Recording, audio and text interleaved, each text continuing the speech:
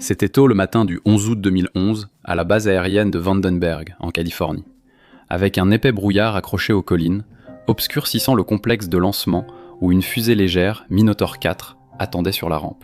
Dans la salle de contrôle, les ingénieurs surveillaient leurs écrans, observant des données de télémétrie arrivant plus vite que presque tout le reste dans l'histoire humaine. Le propulseur s'est allumé, traversant la couche marine et faisant trembler le sol. Alors que la fusée montait, franchissant les différentes étapes pour sortir de la basse atmosphère dense, elle a commencé à décrire une trajectoire au-dessus du Pacifique. À la frontière de l'espace, la coiffe s'est ouverte comme une palourde, éjectant un étrange coin noir en forme de pointe de flèche. Dans la salle de contrôle, des voix annonçaient les chiffres. La vitesse a dépassé Mach 10, puis Mach 15, pour finalement se stabiliser autour de Mach 20, soit 20 fois la vitesse du son, 21 000 km/h. Et la liaison de données était bonne. Le GPS était verrouillé, l'assiette était stable. 9 minutes après le début du vol, la communication s'est soudainement interrompue. Plusieurs capteurs se sont arrêtés simultanément, les écrans de télémétrie se sont figés, car quelque part au-dessus du vaste et vide Pacifique, le véhicule était devenu silencieux. C'était le Falcon Hypersonic Technology Vehicle 2 de la DARPA, heureusement abrégé en HTV2. Cette plateforme expérimentale visait à répondre à une question très difficile. Était-il possible de construire un avion capable de voler n'importe où dans le monde en moins de 60 minutes ? À ces vitesses, le plan était de pouvoir traverser de New York à Los Angeles en moins de 12 minutes. Dans certains concepts, on pouvait aller de Londres à Sydney en moins d'1 heure. Mais officiellement, le HTV2 n'était qu'un véhicule planant. Et étant donné que ces 2 vols publics se sont tous 2 terminés par ce que les ingénieurs appellent poliment une rencontre rapide et non planifiée avec l'océan, vous pourriez être tenté de dire que, officieusement, ce n'était pas le cas. Cependant, l'échec de cette machine renvoyait à une histoire bien plus vaste et bien plus importante. Vous voyez, le programme Falcon est au cœur du concept américain de frappe globale rapide. L'objectif était de lancer une arme conventionnelle depuis les États-Unis continentaux pour atteindre une cible. Un camp d'entraînement terroriste, un lance-missile mobile ou une installation satellitaire d'un État voyou, partout sur la planète. Sans que l'on croie que l'Amérique venait de lancer un ICBM à ogive nucléaire. Ce serait mauvais. Cette capacité est devenue le nouveau mot à la mode dans la course aux armements du XXIe siècle. Du DFZF chinois à l'avant-garde russe, j'en ai déjà parlé sur la chaîne si vous voulez aller voir, le monde entier s'empresse actuellement de maîtriser la technologie qui a commencé ici même avec ce petit coin noir tombant dans l'océan.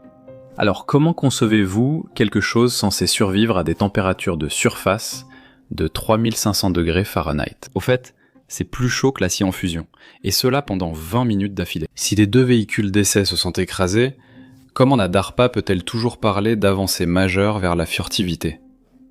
Voyons cela, d'accord ? Le rêve. Une frappe venant de n'importe où. Le concept de planeur hypersonique n'était pas vraiment nouveau. En fait, le rêve d'un véhicule capable de décoller comme une fusée, mais de planer comme un avion, hantait les rêves des planificateurs militaires américains depuis les débuts de l'ère spatiale. À la fin des années 1950, l'US Air Force investissait massivement dans le X-20 Dyna-Soar, un avion spatial piloté, conçu pour être propulsé dans l'espace, puis rebondir le long de l'atmosphère afin de larguer des bombes partout dans le monde. Aussi, c'est l'avion dont le nom me plaît le plus. C'était une idée terriblement ambitieuse pour l'époque. En fait, c'était un bombardier spatial. Mais comme tant de rêves de haute vitesse de la guerre froide, et il y en a eu beaucoup, le X-20 a finalement été abandonné à cause de la flambée des coûts, de défis techniques extrêmes et de la solution simple, bien que brutale, des missiles balistiques. Le rêve de rejoindre n'importe quel endroit du globe en moins de 2 heures a été abandonné, mais subsiste toujours. Il est resté en retrait, prenant la poussière jusqu'au début des années 2000, quand la DARPA a voulu raviver ce rêve et réessayer. Cette fois, ils ont regroupé cette ambition sous un nouvel acronyme, approprié et agressif, Falcon, qui signifie emploi de la force et lancement depuis les États-Unis continentaux. Le projet Falcon a été conçu comme un vaste programme cadre comportant 2 éléments principaux. Premièrement, il voulait un petit lanceur, ou SLV, une fusée économique et efficace pour envoyer du matériel dans la haute atmosphère. Deuxièmement, et c'est bien plus important, il voulait une famille de véhicules technologiques hypersoniques, ou HTV. Le plan était d'itérer rapidement, en commençant par de petits démonstrateurs comme HTV1 et HTV2, puis en évoluant vers un véhicule de croisière hypersonique entièrement réutilisable, capable de décoller d'une piste, de frapper une cible et de revenir à la base. Cela semblait incroyablement futuriste, mais la vision stratégique derrière tout cela était en réalité assez simple. On appelait cela la frappe mondiale rapide conventionnelle. La logique ? Les États-Unis avaient un arsenal nucléaire inégalé pouvant frapper partout en 30 minutes. Mais après la guerre froide et le 11 septembre, ces armes étaient devenues inutilisables. On ne peut pas larguer une bombe nucléaire sur un camp terroriste ou un camion lance-missiles sans risquer de détruire le monde. C'est un peu excessif, non ? Le Pentagone a donc eu un délai opérationnel. Si les renseignements trouvaient une cible de valeur dans une zone isolée, il fallait parfois des heures ou des jours pour envoyer un porte-avions ou un bombardier, et la cible disparaissait souvent avant leur arrivée. Falcon répondait à ce délai opérationnel. Il s'agissait de lancer un planeur hypersonique avec un propulseur, de le maintenir dans l'atmosphère et de le faire glisser vers la cible à plus de Mach 5. Il offrait la vitesse d'un missile balistique intercontinental, la précision d'un fusil de tireur d'élite et, surtout, sans radiation. Mais la DARPA ne voulait pas seulement Mach 5. Pour le HTV-2, il visait quelque chose de bien plus extrême. Mach 20. Pour mettre ce genre de vitesse en perspective, à Mach 20, vous parcourez environ 3,6 miles ou près de 6 km chaque seconde. Si vous deviez lancer le HTV-2 dans le tunnel sous la Manche, eh bien ça se passerait très très mal, mais il y a un trajet de 50 km que l'Eurostar met environ 20 minutes à parcourir. Eh bien, ce planeur le parcourrait en 9 secondes. À cette vitesse, si vous pouvez maintenir le vol plané pendant seulement 30 minutes, presque n'importe quelle cible sur Terre est à portée. Cependant, cette capacité avait un coût politique très élevé. Concevoir une arme volant comme une ogive nucléaire mais frappant comme une bombe conventionnelle a engendré un scénario cauchemardesque pour les autres puissances nucléaires. Si la Russie ou la Chine voient un objet lancé depuis les États-Unis foncer vers leurs frontières à Mach 20, ils n'auront que quelques minutes pour décider s'il s'agit d'une frappe conventionnelle sur une cible précise ou du début de la fin du monde. Cette ambiguïté concernant l'ogive est devenue l'une des controverses majeures du programme. La DARPA ne fabriquait pas juste un avion plus rapide, mais un système risquant de bouleverser l'équilibre fragile de la dissuasion nucléaire. Mais avant de se préoccuper de la géopolitique de l'arme, il devait d'abord déterminer si l'engin pouvait réellement voler, sans fondre complètement. Et comme les ingénieurs allaient le découvrir, l'écart entre le rêve du Mach 20 et la réalité du Mach 20 était rempli d'un air très très chaud et très très turbulent. Dans le programme Falcon et la mission HTV-2. D'accord, alors comment construit-on exactement une machine capable de survivre au voyage que nous venons de décrire ? Eh bien, en ingénierie aérospatiale traditionnelle, la règle est assez simple. On rampe, on marche, puis on court. Vous réalisez un démonstrateur à basse vitesse, testez les bases, puis augmentez la difficulté. C'était le plan initial pour le programme Falcon 2. La feuille de route prévoyait un véhicule nommé HTV-1. C'était la phase de démarrage, un planeur peu performant, conçu pour valider les techniques de fabrication du bouclier thermique. Mais un problème est survenu. La conception exigeait une coque aérodynamique en carbone-carbone, incurvée et monobloc, et il s'est avéré que fabriquer une coque aérodynamique en carbone-carbone, incurvée et monobloc est assez difficile. Il était très difficile de créer quelque chose qui ne se casse pas sous cette contrainte.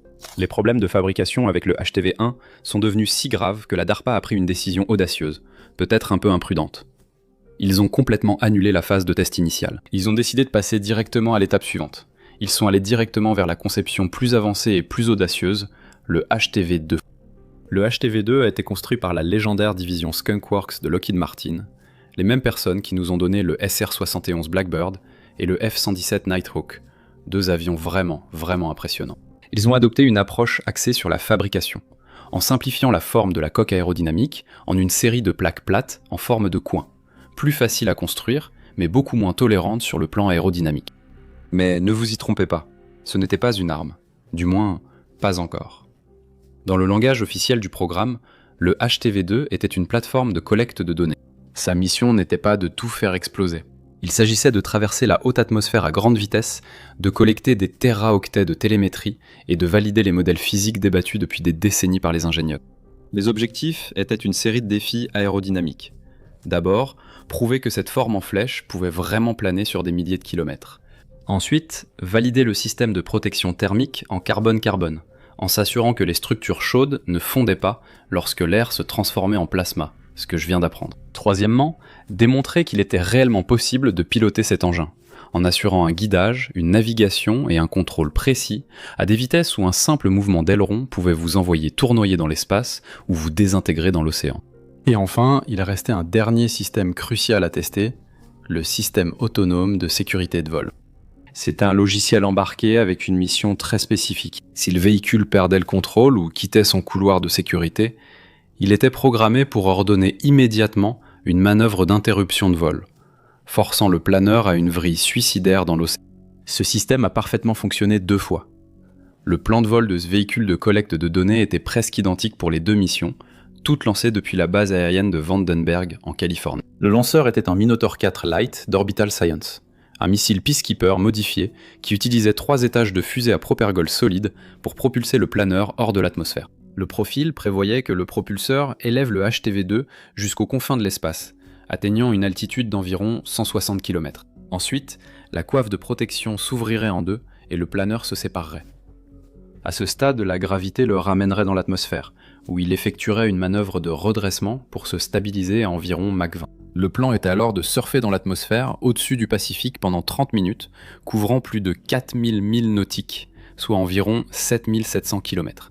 La cible était une zone de l'océan au nord du site d'essai de l'armée de terre américaine sur l'atoll de Kwajalein, dans les îles Marshall. En théorie, le véhicule terminerait sa mission par une plongée contrôlée dans l'eau. En pratique, cela ne s'est pas passé ainsi. Les vols n'ont jamais atteint Kwajalein. Les 2 véhicules ont cessé d'émettre vers la 9e minute. Malgré la brièveté des vols, les responsables ont affirmé que cela en valait la peine. Le major Chris Scholz, responsable du programme de l'US Air Force, a souligné que les souffleries au sol mentent à ces vitesses. Impossible de simuler les changements chimiques dans l'air à Mach 20. Schultz a expliqué qu'ils avaient besoin de données de vol réelles pour comprendre ce qui arrivait réellement à la surface de l'appareil. Puis, la directrice de la DARPA, Regina Dugan, a clarifié les enjeux. Elle a qualifié les systèmes hypersoniques de nouvelles furtivités. La logique était assez simple. À mesure que la technologie furtive se répand dans d'autres pays, l'avantage des États-Unis d'être invisible s'érode un peu. Si vous ne pouvez pas être invisible, eh bien il faut alors être rapide.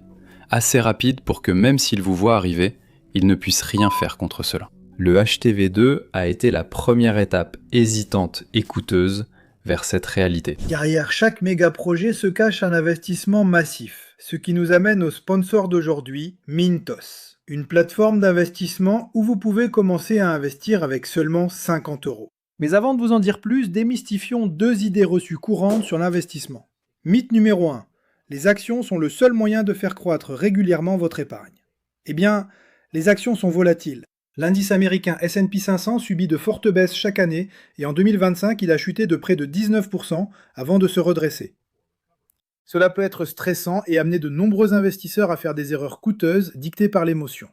Mythe numéro 2. Les actifs à revenus fixes sont complexes et inadaptés aux investisseurs ordinaires. En réalité, investir dans le revenu fixe est plus simple que vous ne le pensez. Le marché européen des investissements alternatifs de détail a presque doublé en seulement 5 ans. C'est là que Mintos entre en jeu. Mintos est une plateforme facile à utiliser qui vous permet d'investir dans des prêts, des obligations et de l'immobilier en seulement quelques clics.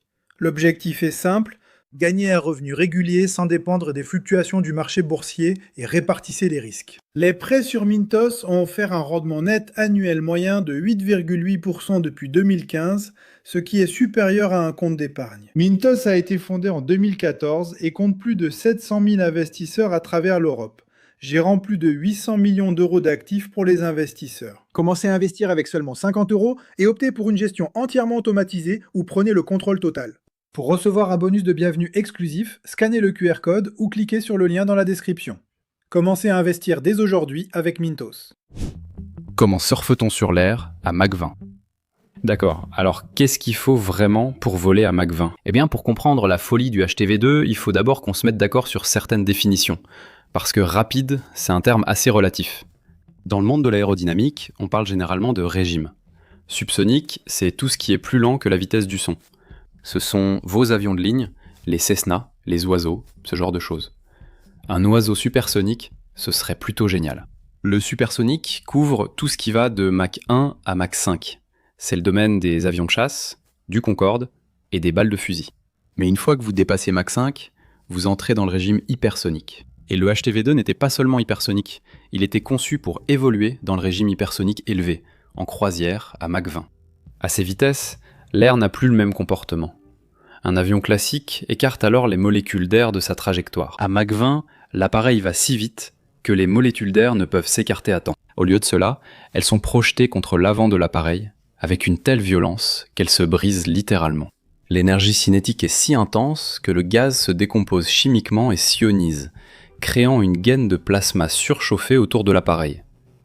Vous ne traversez plus une simple brise, vous traversez un véritable chalumeau qui essaie clairement de vous faire fondre, tout en vous sablant et en vous dissolvant chimiquement.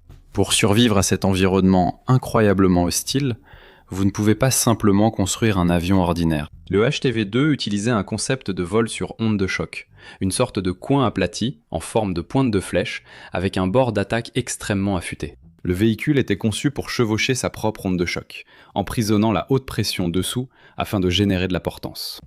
Cela donnait au HTV-2 un rapport portance-traînée, ou L10D, d'environ 2,6. Maintenant, comparé à un avion de ligne moderne, qui a un rapport portance-traînée d'environ 18, ça paraît plutôt nul. Il a l'efficacité aérodynamique d'une brique très profilée. Mais pour quelque chose qui voyage à 21 000 km/h tout en étant englouti dans du plasma, un rapport de 2,6 est en fait pratiquement un miracle d'ingénierie. Cela signifie que pour chaque kilomètre que le véhicule descend, il peut avancer de 2,6 km. Cela permet au véhicule de glisser sur l'atmosphère comme une pierre sur l'eau, augmentant sa portée de milliers de kilomètres avant que la gravité ne l'arrête. Mais rester en l'air n'est que la moitié du combat. Le plus gros problème, c'est d'empêcher l'air de transformer votre véhicule en une traînée de laitier en fusion. L'environnement thermique du HTV-2 est difficile même à concevoir. Les ingénieurs s'attendaient à ce que la température de surface du véhicule atteigne environ 3500 degrés Fahrenheit, soit 1930 degrés Celsius. Pour vous donner un peu de contexte, le point de fusion de l'acier est d'environ 2500 degrés Fahrenheit. Donc si vous fabriquiez cet avion avec des matériaux aérospatiaux standards, il ne se contenterait pas de céder, il se liquéfierait, voire se vaporiserait avant même d'être à mi-chemin de sa cible. Pour cela, Lockheed Martin a fabriqué l'aéroshell en composite carbone-carbone spécialisé, à la fabrication très complexe, comme dit plus tôt. Ce matériau est incroyablement léger, incroyablement résistant, et il reste rigide, même lorsqu'il est chauffé au point de devenir blanc incandescent.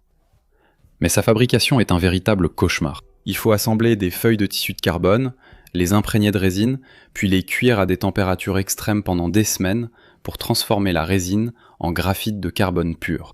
Imaginez devoir construire un avion en papier qui reste rigide pendant qu'on le tient dans un haut fourneau, puis qu'on le lance dans un ouragan.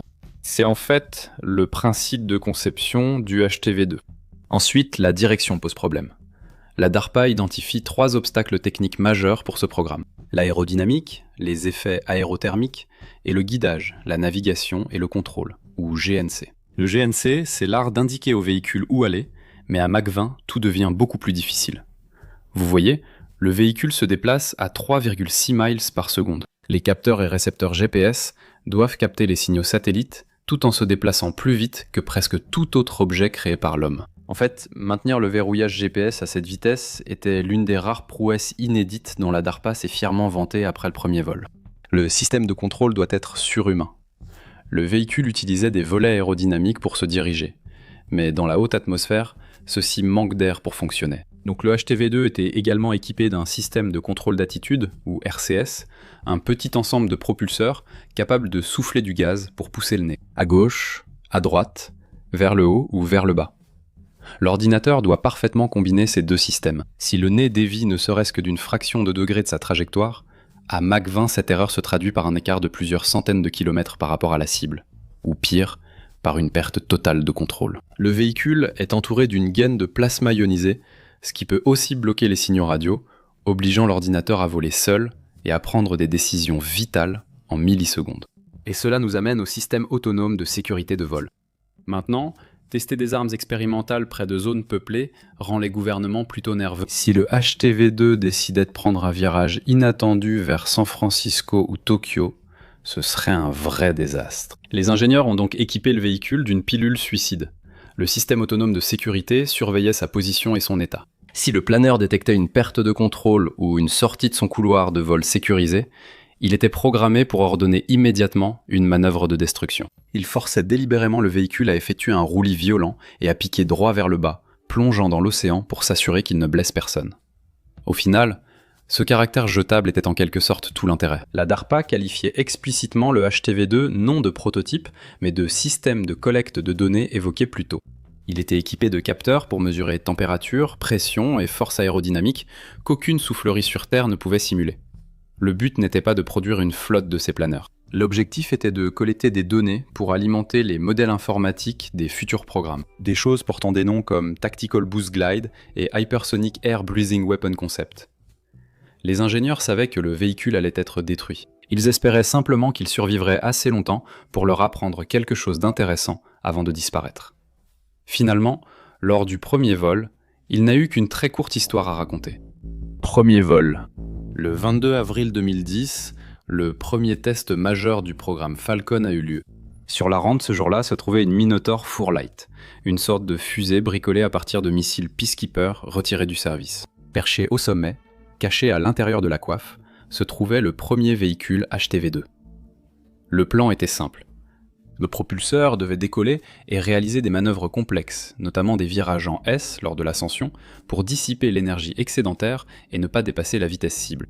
À la limite de l'espace, la coiffe s'ouvrirait, le planeur se séparerait et le véhicule commencerait sa longue et solitaire glissade au-dessus du Pacifique, vers Kwajalein. Au début, tout semblait parfait. Le lancement s'est bien passé, la séparation aussi. Au début du vol plané, la salle de contrôle était en effervescence, devant ce qui semblait être un succès historique. La DARPA avait réuni le plus vaste réseau de collecte de données pour un test hypersonique. Des navires, des avions, des satellites et des stations au sol surveillaient tous cet unique engin noir en forme de coin. Et le véhicule répondait. Il avait établi une communication bidirectionnelle avec le sol.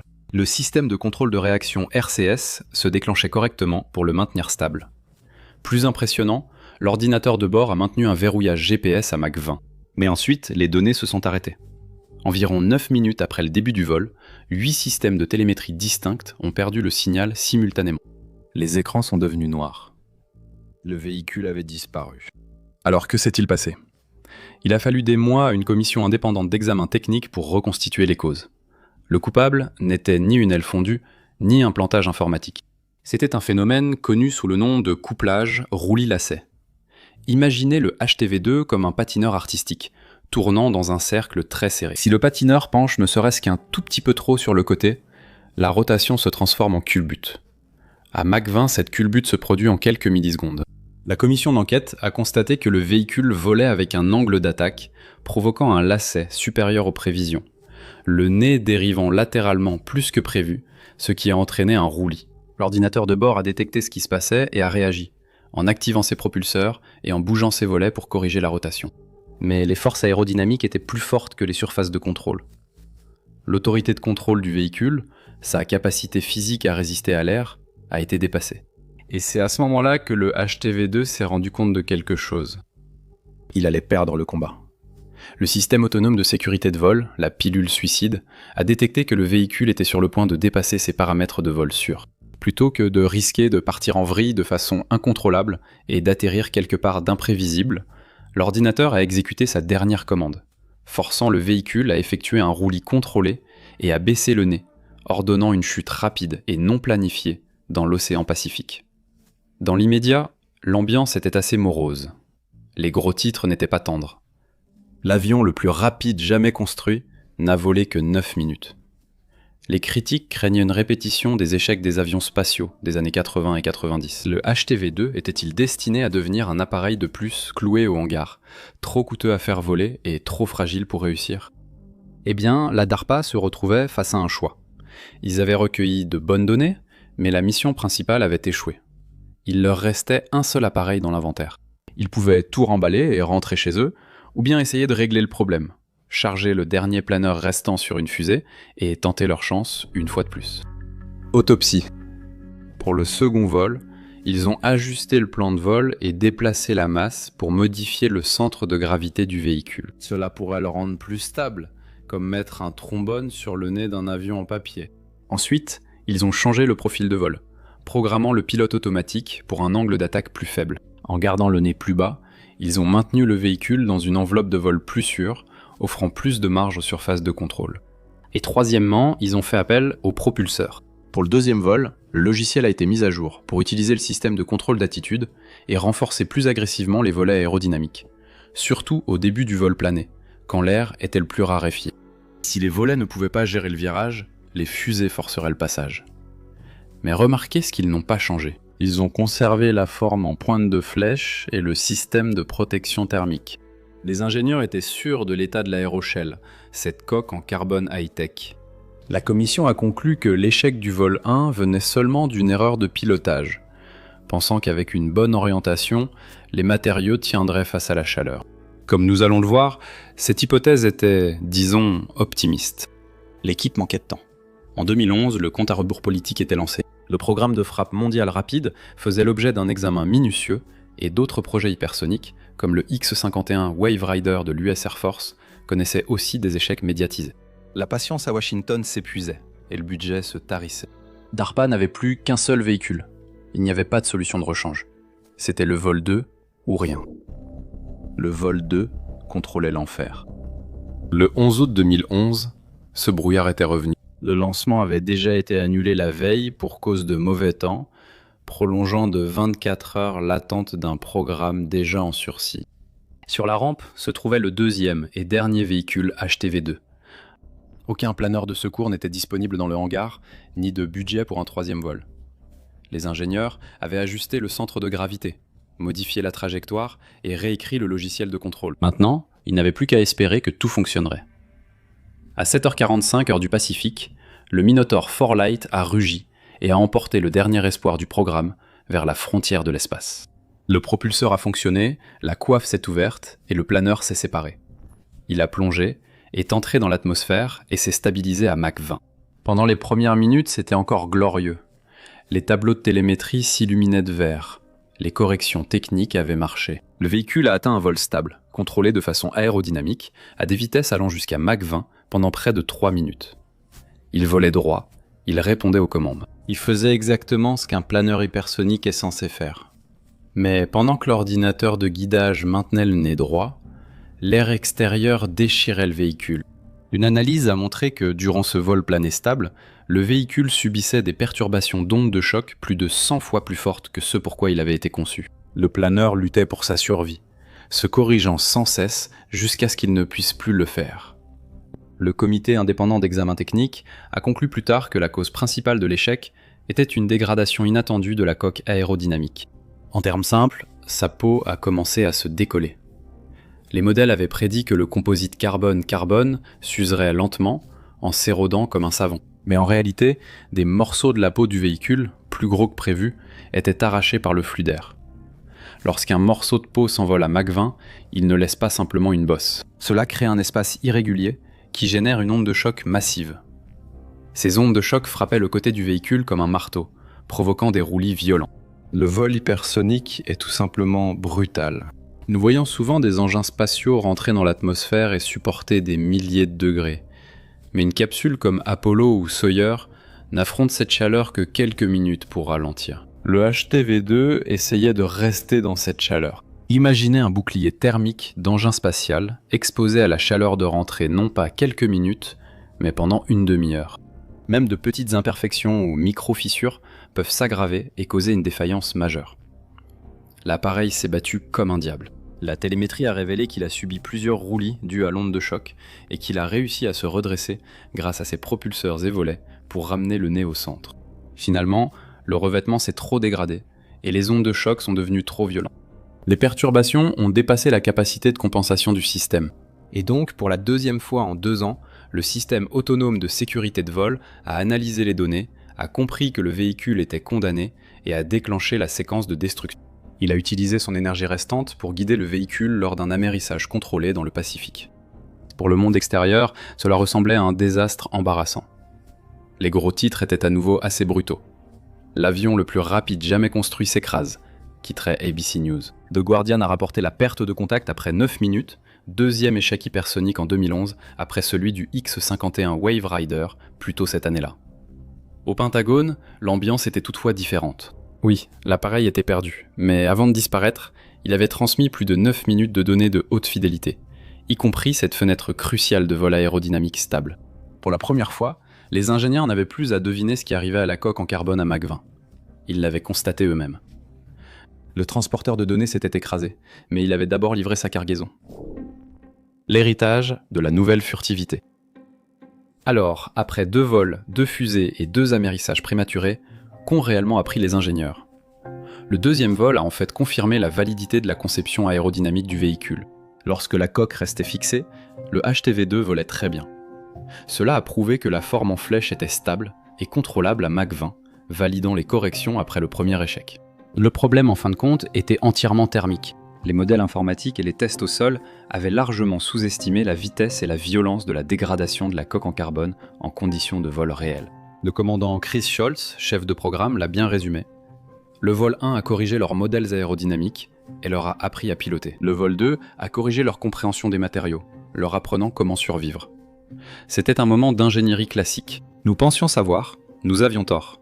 Mais grâce à 18 minutes de vol, nous savons vraiment. Fantastique. Et ce qu'ils savent maintenant alimente un concept que la DARPA appelle la nouvelle furtivité. Depuis 30 ans, la supériorité aérienne américaine reposait sur l'invisibilité au radar. Mais avec la diffusion de la technologie furtive et l'amélioration des radars anti-furtivité, cet avantage s'amenuise. Alors le Pentagone cherche un nouvel avantage. Une vitesse, une portée et un rayon d'action extrême. La logique est simple. La furtivité vous cache des radars ennemis. L'hypersonique réduit le temps de réaction adverse.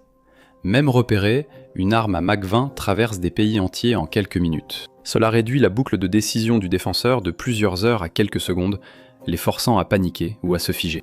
Le HTV2 n'est jamais devenu une arme opérationnelle, mais son ADN est partout. La DARPA déclare explicitement que les données recueillies lors de ces 2 vols ratés alimentent désormais directement les décisions politiques, d'acquisition et opérationnelles pour la prochaine génération de programmes de frappe mondiale conventionnels rapides.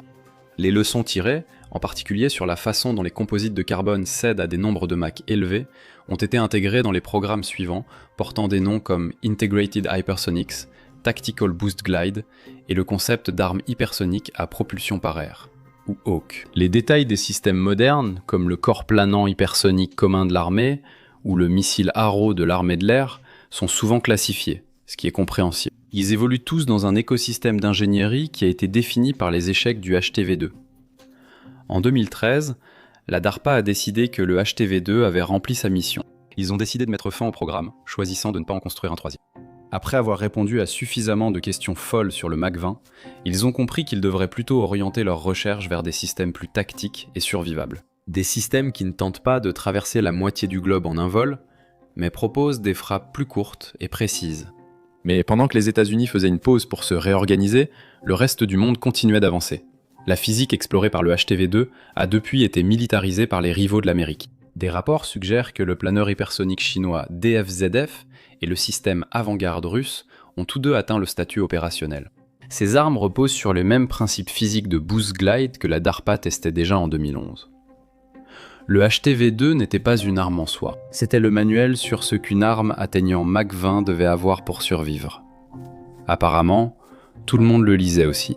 Au final, nous devons revenir sur le coût humain d'un tel projet. Pas en vie, heureusement, mais en effort. Des centaines d'ingénieurs ont passé des années à concevoir, construire et programmer ces machines. Ils ont passé de nombreuses nuits dans des simulateurs et salles de contrôle. Leur travail a abouti à 2 vols de 9 minutes, tous deux finissant dans l'océan. Travailler dans l'hypersonique exige une grande résilience. Les ingénieurs devaient rédiger des rapports expliquant pourquoi le revêtement de l'appareil se détachait plus vite qu'ils ne l'avaient prévu. Puis, persuader le Congrès qu'il s'agissait d'un progrès. Pour beaucoup, réussir, c'est créer quelque chose qui perdure après le projet. Pour l'équipe du HTV2, la réussite, c'était 9 minutes de données et un amérissage qu'ils avaient prévu depuis le début. Merci d'avoir regardé.